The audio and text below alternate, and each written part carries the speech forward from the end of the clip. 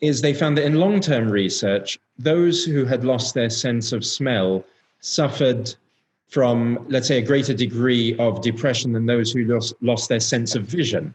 Yes. Now, again, I'm not 100% sure of the accuracy of this research, but it did make sense in terms of what you were talking about earlier about people depending on their sense of smell for mating, if we depend on it for our appreciation of flavor and taste in food. And I guess you can have, if you lose your sense of smell, do you also lose your appetite? And does that? Yes. I mean, it's terribly important. That research is very reliable. So we know when people lose their sense of smell, that the olfactory bulb shrinks.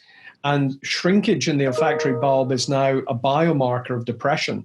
People who are depressed actually have much less volume in the olfactory bulb. So the olfactory bulb is linked by just two relays to the amygdala, which is an excitable area of the brain, which is very connected with emotion and some emotional memory.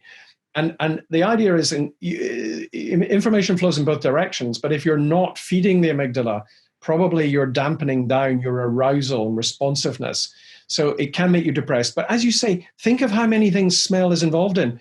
It's involved in the familiarity of your family and friends. It's involved right, because you go to someone's home and it smells of their home, right? Smells of their home, and you say so. The places you go, or you walk into, they're reassuring and familiar. Equally, as you say, a lot of people who suffered recently with coronavirus through loss of smell, sudden loss of smell, they often reported loss of appetite.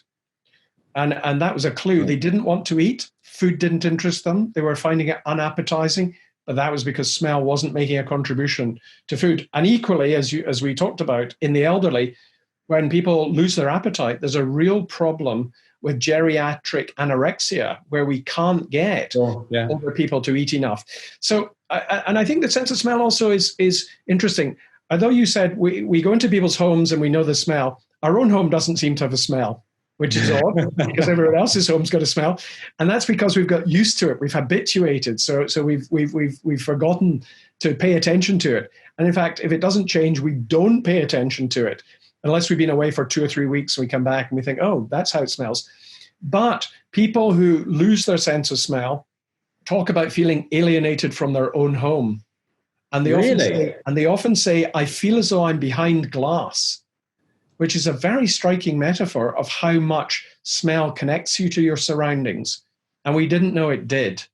It's the loss of it that tells us it was really quite important.